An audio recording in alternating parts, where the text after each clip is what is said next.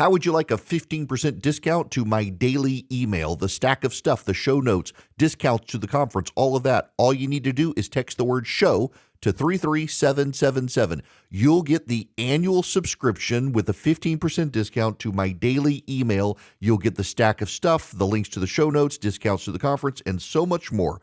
All you have to do is text the word show, SHOW, to 33777. Text show to 33777.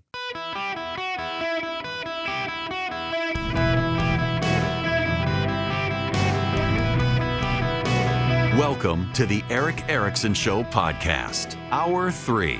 Greetings, conversationalists across America. It's Eric Erickson here. The phone number 877-973-7425.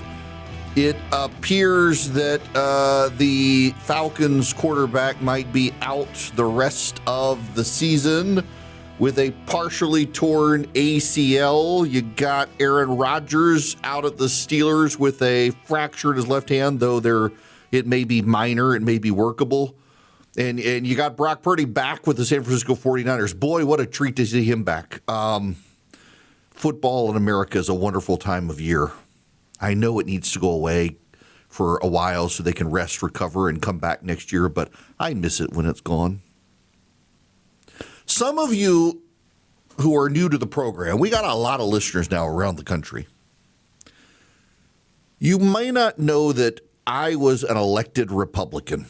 Worst job ever. My gosh. If I wanted to punish people, I would put them on a city council. I was on a city council for a term. I actually wound up leaving a few months shy of a full 4-year term because I got my job in radio and I couldn't be on radio and also on council at the same time. And so I left. I did not like it. I was on CNN and I missed a lot of meetings too. I tried to be there for the main meetings, but I was one of 2 Republicans on a 15-member city council. We were the only partisan city council in Georgia at the time. And we were the second largest, though the city only had about 100,000 people. We had 15 members. I was one of 2 Republicans, but I ran the political campaigns for 5 to 7 members of the council and wound up getting them all elected. So though I was one of 2 Republicans, I chaired the second biggest committee, the Public Properties Committee, got a seat on the executive committee, got an inside view of the business of city council. It was interesting. I ran unopposed. I didn't actually want to run. No one else wanted to run, so I ran. My whole thing was fighting human trafficking. We had a bunch of Asian-themed massage parlors at the time in Middle Georgia, in my city, and realized they were fronts for human trafficking and prostitution and ran to clean them up and got rid of them successfully without using the police power. It was an interesting story there. But one of the issues we grappled with when I was on city council in Georgia was vacant and abandoned houses. I've been thinking a lot about the affordability crisis when it comes to houses because there are a lot of kids who are very frustrated. They would like to buy a house. And you need to understand part of the foundational view of the American dream is home ownership. Because with home ownership, you create intergenerational wealth transfers. That's one of the problems with the 50-year mortgage is that it would wipe out intergenerational wealth transfers. What do I mean by intergenerational wealth? The value of land in this country is going to continue typically to go up. Real estate is a pretty good investment over time. I follow the money guys. I've been trying to get Bo to help me with money, but I'm such a mess. I think they're like, But they did a chart that showed like the investments over time, and stock does good over time. Real estate does good over time. You buy land and you build a house, or you build a house that's on a tract of land. You convey it to your children at your death. Your children take it, sell it. There may still be a mortgage on it, but you got some equity built up in it, and that equity then can be used by your children to build their future. There actually is, in all honesty, not to pick scabs and go in this direction, but it is fair to say that historically, black families in this country have been behind on intergenerational wealth transfers because it took them a very long time to be able to acquire property in this country due to Jim Crow laws and things like that. It's a great way to transfer wealth to your kids, owning property. My parents own a farm in Louisiana now, about 200 acres of land, and we're in the process of selling the land because at this point, I think it'd be better for them to have the money than to have the land. We don't really use the land anymore, and if it's invested well, spend what they need to spend. They're listening right now, Mom and Dad. Spend what you need to spend to take care of yourselves, and you provide an inheritance to your children and grandchildren that they otherwise wouldn't get. And you give your family an advantage that other families don't have, and it's an advantage and a blessing to be able to help your kids and grandkids, wherever you are, whoever you are, with this intergenerational wealth transfer. And so land is a good investment, and buying a house is part of the American dream. Buying land if you can, though a lot of people can't. But it's harder and harder, and it's more and more expensive. And it got me thinking about when I was on city council down in Macon, dealing with the urban blight. In fact, where my office is, I'm in Middle Georgia. I'm in a building. I'm a number of stories up. I can look out, and there's a neighborhood, and it is a poor, rundown slum of a neighborhood with high crime. And I can see from my window, as the leaves are falling, there are several houses that are boarded up and dilapidated. Nobody's living in those houses. We have a lot of houses in urban areas in this country that are unfit for habitation. And some governments, local governments, try to force repair. And oftentimes what you find is that someone owns that land and you don't know who it is. You got to go find who it is. Or it's an absentee landlord that is essentially a slumlord. You have the potential in this country to provide economic incentives, whether it's free enterprise zone or something like that, for local governments to take on urban blight, force landowners to either sell the house or rebuild the house and put it back into access for people possibly to purchase, most likely to purchase. Think about everywhere you go in an urban area, the number of boarded up abandoned houses you see. I was driving up Metropolitan Highway in Atlanta on Saturday to go to the Nate Bargatze concert and passed 4 houses in an otherwise a very nice area, but they were boarded up. 2 of them looked like had been burned. 2 of them, I don't know why they were boarded up, but there are 4 houses right there, multiple bedrooms and bathrooms that are sitting there that could be brought back into the community and onto the tax rolls. Here's the problem. When you do this, and we learned this when I was on city council, people scream racism because inevitably these houses, including the ones I see out my window, are in predominantly non-white neighborhoods. And if you build them up and you bring people in, the odds are it's going to be young white couples who come in, and the crime tends to go away and the property values go up. They call it gentrification, and the left views it as racism. In fact, there are parts of cities around this country, including in Atlanta, that I'm very familiar with, where white people moved into neighborhoods, fixed up the houses. It raised the property taxes so much that a lot of longtime families had to move because they couldn't afford the property taxes, and people scream racism. And it's not really racism. It's driving up property values that benefit the tax base and provide new family homes for people to live in. And yes, many people have benefited by having collapsed, rundown homes in their neighborhood, keeping their property values low, but it doesn't benefit the community as a whole, and it certainly takes houses off the roll. Now, there are land use regulations in this country that need to be fixed because we could build a lot of new homes in this country, but a lot of uppity white progressives have put in zoning requirements that make it very difficult and expensive to build houses. There are regulations when it comes to building houses in this country that are specifically designed to drive up the cost of building houses. There are tariffs. Those too are a problem. There are lots of problems. And it's not a one or the other solution. We need to fix the zoning laws. We need to fix the land use regulations. We need to fix the home building regulations. We need to fix the tariffs. All of those drive up prices. But there is an easy way for state governments to get involved in this issue, and that is to make it much easier for local governments to fix urban blight and to provide incentive to fix urban blight. Just think about this. Think about a neighborhood where you are, and you see there are a bunch of rundown houses. And now the government comes in and takes 5 or 6 blocks of all these rundown houses and says, whoever fixes up the house, makes it habitable and lives there, isn't going to have to pay income taxes for 2 years. Just 2 years. Think about that. What do you think would happen? People would be dying to get into that neighborhood, rebuild those houses, and not have to pay income taxes. I've seen this near my alma mater. There were a bunch of rundown houses, and they worked to provide economic incentive to rebuild that area. It's a historic area of town, and now a lot of the university professors live in those houses. They're nice old homes built in the 1800s that were falling apart and been completely rebuilt.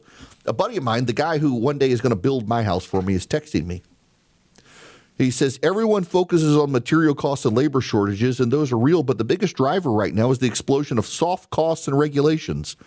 Insurance is through the roof. Municipal fees have climbed in every city and county. The impact fees are the secret cost no one talks about. Sewer capacity fees per lot, tree assessments, tree recompense charges are hitting every project. What used to be a single-family permit that took 1 to 3 weeks now takes 4 months in places like Atlanta if a tree is involved, and we're paying interest on the land the entire time we're waiting. A few years ago, a permit might cost $4,000 to $6,000. Today, with all the extra requirements like site plans, engineering plans, structural plans, assessments, we're closer to $20,000 on average. I even had one recently cost $38,000. That cost goes straight into the final home price. It's no wonder housing affordability is getting crushed. That gets multiplied in a subdivision situation where the developer has to wait years for permits and costs hundreds of thousands extra. Great points.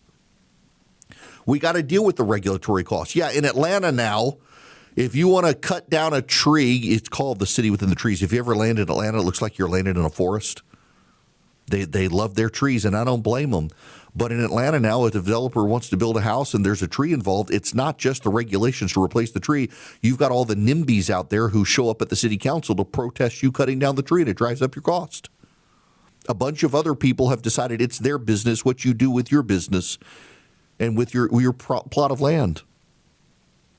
We have to fix the regulations. We have to do this. We have swung the pendulum too far in one direction. But there's something else here. There's something else.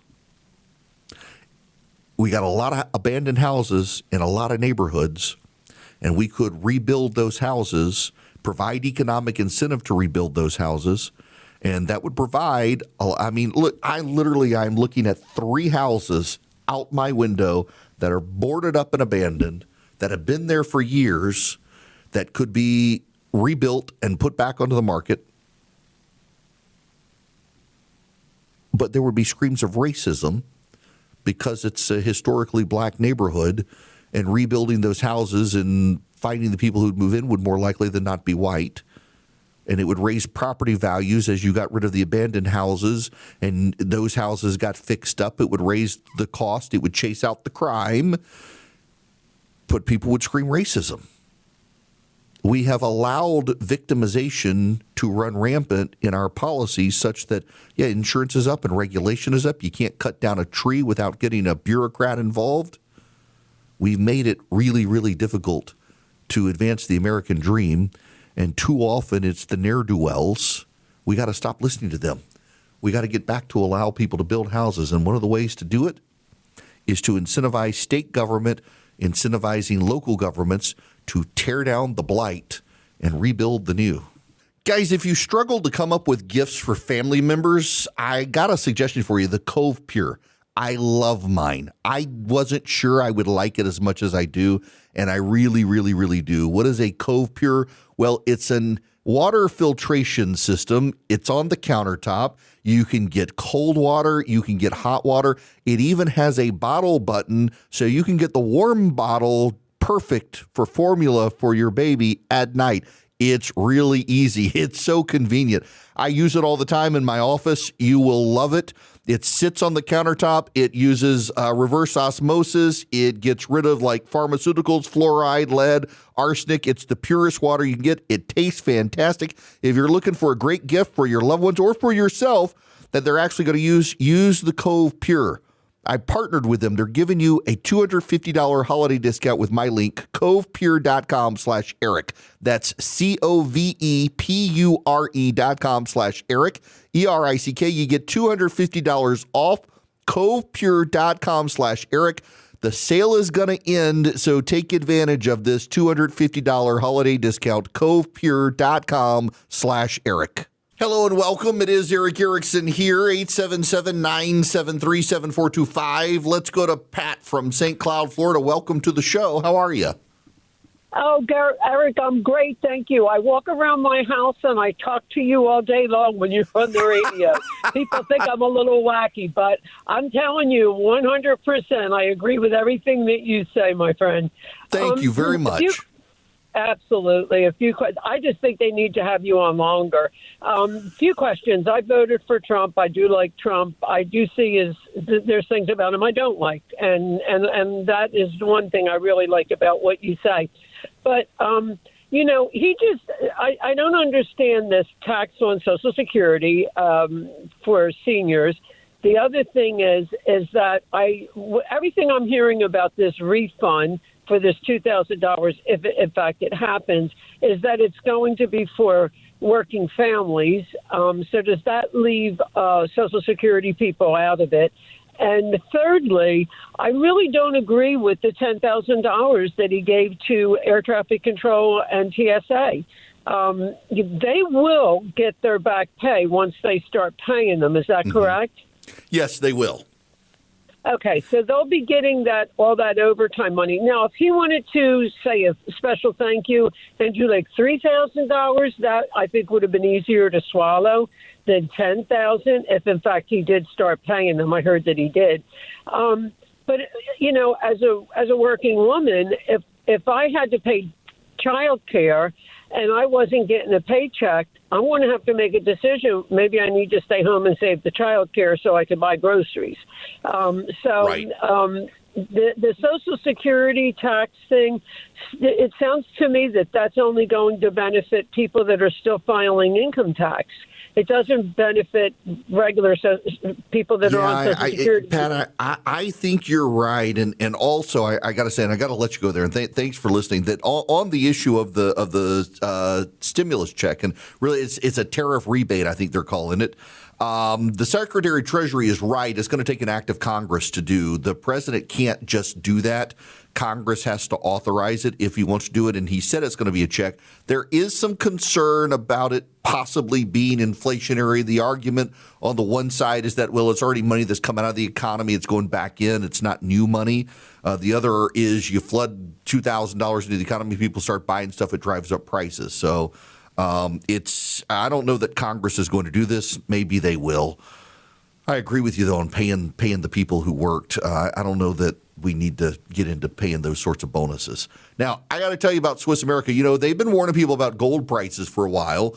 The BRICS, Brazil, Russia, India, China, have been trying to steer about 40 countries away from using the U.S. as a reserve currency. That's one of the major reasons gold prices have gone up. And then there's the secret war on cash they've been warning you about. They'd love to send you their free report. You can get a copy for free by calling or texting my name, Eric, E-R-I-C-K, to 800-289-2646. The all-out war on cash includes digital forms of currency. It's spreading, so get the Secret War on Cash report completely free from Swiss America. Mention Eric when you call or text 800-289-2646, E-R-I-C-K. Or you can go to SwissAmerica.com/Eric, SwissAmerica.com/ERICK. But just text them my name, Eric. You'll get the link back, click it, get your information to them. They'll give you the report completely free. Call them or text my name, 800-289-2646. Let Swiss America help you. Message and data rates may apply.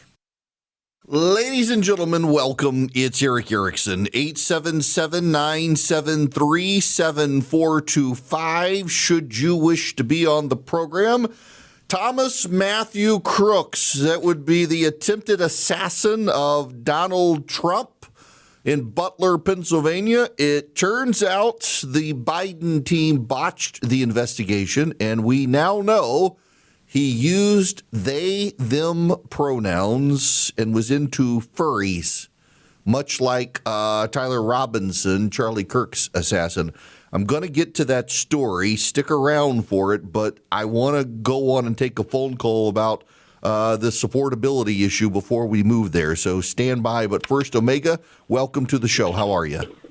Good afternoon. Thank you for taking my call. I have always voted Republican. But at this point, I am ready to vote for anyone who will put through a bill that will allow tax deductions for renters. These young people are paying over $1,500 a month for rent. We subsidize homeowners. They need to do something about allowing a tax break for renters. I got to tell you, I have heard both Democrats and Republicans talk about doing something like this since we allow a deduction for interest on mortgages. I don't know that they're going to do it. They might cap it. Here is one problem, though, just based on the basic rule of economics. If you give people a tax deduction on rent, it's probably going to make rent prices go higher. That's one of their economic concerns, that landlords will say, well, we can actually get more money out of them now because they get a tax deduction on the rent, and you could have a situation where the rent prices wind up going up because of a tax deduction. It's very much like that. There's a very close equivalent here on the tariff situation where, because we're tariffing imported goods, domestic manufacturers of the same goods have risen their prices, knowing that because they're still less than the tariff good, you're going to pay more one way or the other. So they might as well capture the profit. If a landlord knows you're going to get a tax deduction on your rent, well, they can charge you higher rent, knowing that they're going to be get you a tax break. Now, we have to move to this story. I'm not surprised by this. I don't know that any of you can be surprised by this. Thomas Matthew Crooks is the would-be assassin of the President of the United States in Butler, Pennsylvania. We now know that he was into deviant sexuality and used they, them pronouns. The New York Post has the story on Thomas Matthew Crooks and his use of they, them pronouns, and it's from Miranda Devine at the New York Post. We are all owed a better explanation from the FBI and Secret Service about the attempted assassination of Donald Trump 16 months ago at a campaign rally in Butler, Pennsylvania. The president himself remains unsatisfied with the answers he has been given about the circumstances leading to 20-year-old Thomas Matthew Crooks climbing onto a rooftop with an AR-15 style rifle and firing 8 times at Trump, narrowly missing his head but hitting his ear. Crooks was shot dead by a Secret Service sniper, but not before he killed rally-goer Corey Comparatore and seriously wounded David Dutch and James Copenhaver, who were sitting in the bleachers behind Trump. There's something very wrong with the official story. Then FBI Director Chris Wray told Congress after the July 13, 2024 attack, the Bureau had found nothing in Crooks' online history that pointed to a motive or political ideology.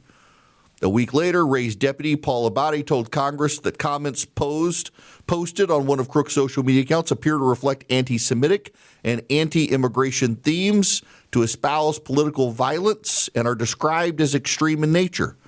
Thanks to an enterprising source who uncovered Crooks' hidden digital footprint, we can see that Abadi misled Congress by omission, because he left out an entire section of Crooks' online interactions from January to August 2020 when he did an ideological backflip. He went from being rabidly pro-Trump to rabidly anti-Trump and then went dark, never seeming to post again. Among the 17 accounts uncovered by the source were ones on YouTube, Snapchat, Venmo, Zelle, GroupMe, Discord, Google Play, Quizlet, Chess.com, and Quora.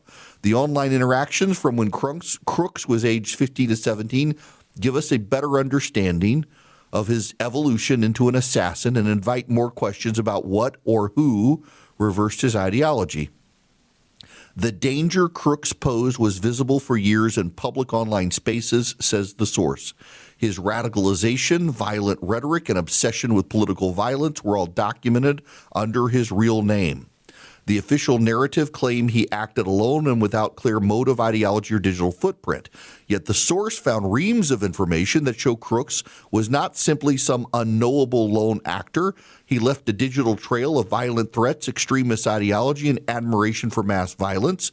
He spoke openly of political assassination, posted under his real name, and was even flagged by other users who mentioned law enforcement in their replies. Despite this, his account remained active for more than 5 years and was only removed the day after the shooting. None of this online activity was referenced in the final congressional report. Starting with Crooks's phone number, the source used tools available to private investigators and web archives to uncover his assassination rhetoric and online persona. So here we have it. He referred to Trump as the literal definition of patriotism in July of 2019. He issued several targeted threats against Democratic congressional representatives in the squad. I hope a quick, painful death to all the deplorable immigrants and anti-Trump congresswomen who don't deserve anything this country's given them. Murder the Democrats, he wrote in 2019. By early 2020, his behavior had flipped 180 degrees. The first time he criticized Trump was January 20th, 2020, when he commented on a video of law professor Jonathan Turley. Keep in mind, the only reason we may know about any of this is because of Trump's stupidity, Crooks wrote. He described Trump supporters as a cult. How can you people call others sheep? But you do too, brainwashed to realize how dumb you are. I mean, literally, you guys sound like a cult. And he called Trump a racist. By April 2020, he was constantly criticizing Trump's pandemic response. Through the summer of 2020, his behavior became more and more violent and shrill. On August 5th, he wrote, "In my opinion, the only way to fight the government is with terrorism-style attacks. Sneak a bomb into an essential building and set it off before anyone sees you. Track down important people and assassinate them. Any sort of head-to-head fight is suicide, and every ambush, surprise attack literally aren't going to end well."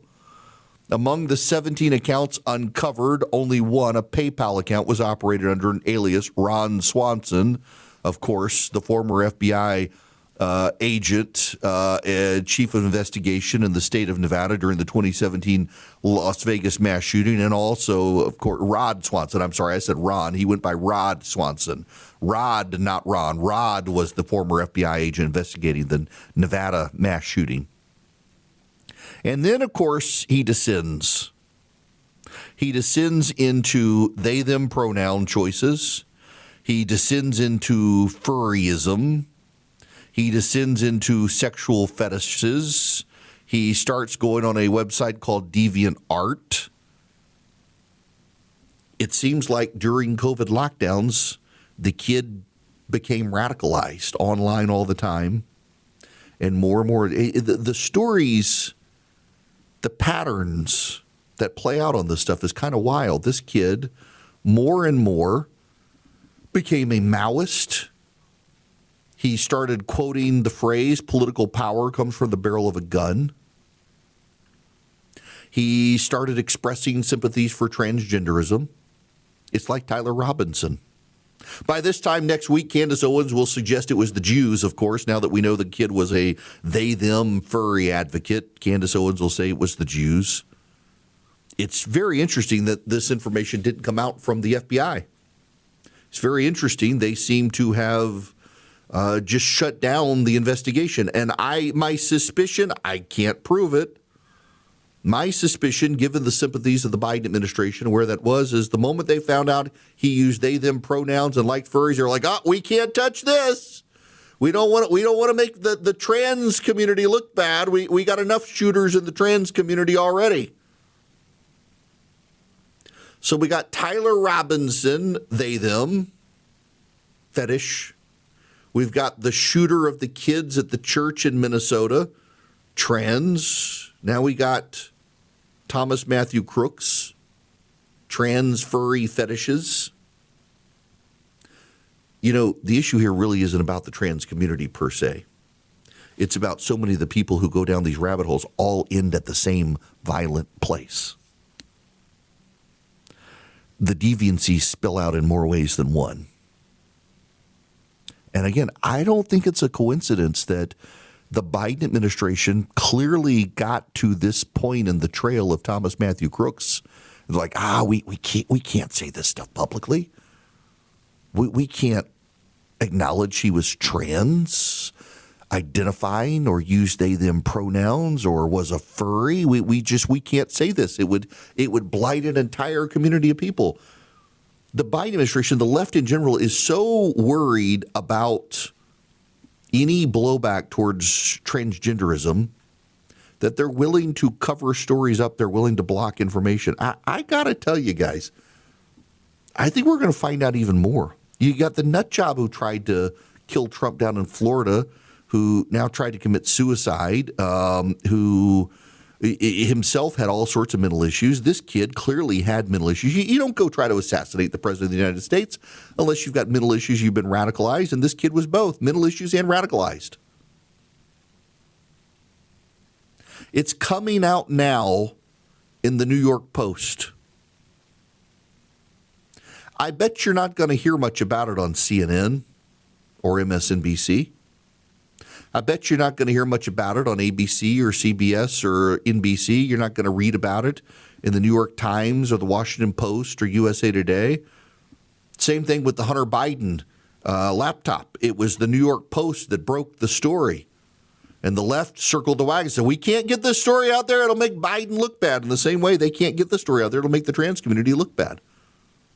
I talked to you the other day, the story now that high school and middle school kids are rapidly shifting away from transgenderism and beginning to ridicule the whole idea of transness.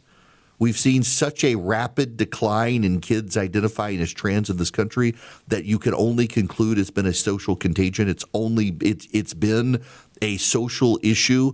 Kids who want to radically self-identify, they want to stand out. They've decided to all stand out by embracing they, them pronouns and barista haircuts and the like. They want to be individualistic, not individuals, but individualistic. And in becoming individualistic, they've actually become collectivists. This kid appears to be there. And the common strain in all of this are the COVID lockdowns. You isolate. It's not to say this wasn't existing before COVID, but it really picked up steam with COVID, where kids were at home, locked down, online, staring at their computers, not around other human beings, could go down the rabbit holes online if their parents weren't paying attention, and they radicalized themselves. This kid appears to have radicalized himself during COVID lockdowns. He went on to be killed by the Secret Service as he attempted to kill the President of the United States, having become radicalized online. And of course, the elite in the country don't want to talk much about COVID lockdowns because that would lead to a blame game that they can't handle. But they also want to circle the wagons and protect any blame from falling on the trans community, which is increasingly becoming a violent ideology. It's also in decline. And as ideologies like that are in decline, the habit and pattern over time is even more radicalization, even more violence. We've got multiple shooters now in this country who decided to use non-binary pronoun systems. We got Tyler Robinson dating a transgendered person who decides to kill Charlie Kirk. Tyler Robinson also into the furry community. Some of the same websites that Thomas Matthew Crooks was on, Tyler Robinson was on. There is a clear pattern of behavior in these cases, but you're not allowed to talk about them because you'll be considered a transphobe, and yet there's a clear pattern of behavior. of a violent ideology festering online where kids embrace this sort of collectivist individuality of they, them pronouns and deviant sexual culture, and they turn violent. The devil's on the internet and found these kids. Lucy Biggers is a former climate activist who writes now at the Free Press. Not exactly someone on the right. She visited a rent-stabilized apartment in New York City that has been empty since 2021, even as New York faces a housing shortage. And the Free Press notes this is not an outlier. Because of a 2019 rental law, there are 50,000 similar units sitting vacant across the city. It's really like a hoarder's nightmare. Now, what you should also note is that in Buenos Aires, when the new president of Argentina got elected, he got rid of rent control. And the number of available apartments actually went up, and the average price of rent per month went down. Matt Miller at the Free Press notes, not long after COVID ended, a tenant in one of my Manhattan buildings died. He was an elderly Italian immigrant who lived alone in a small studio near Gramercy for decades. These things happen in the course of life. There's also a story. Sometimes people die, get married or divorced, or decide the city isn't for them. Normally, it doesn't take long for landlords like me to renovate an empty apartment and list it on Street Easy so new people can move in. But since the particular apartment is rent stabilized, laws that were passed in 2019 essentially prevent me from doing anything with it except shutting the door and keeping it empty. Strict limits on rent increases under the 2019 laws have less than estimated 50,000 apartments like this one vacant across the city because the restrictions on what landlords can charge for these apartments often don't even cover the cost of maintaining them. They become ghosts. And now Zoran Memdani wants to expand the rental freeze for rent-stabilized apartments. Rents have been frozen since 2019. The laws were heralded as the strongest set of rent regulations anywhere in the country. And now the result is that people can't rent apartments because you actually don't get as much money from rent as it costs to maintain the apartments. So you wind up losing money by renting. Wow. There you go.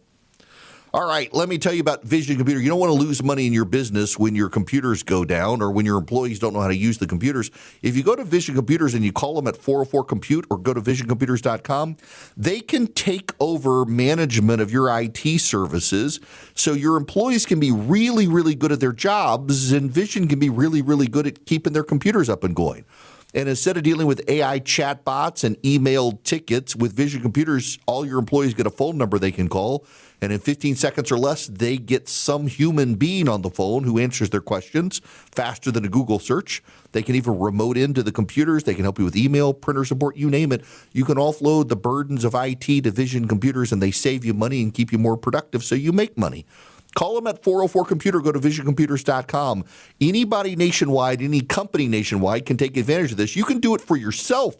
If you're in the gig economy and need someone to help you, $199 a year per computer. Visioncomputers.com or 404-COMPUTE.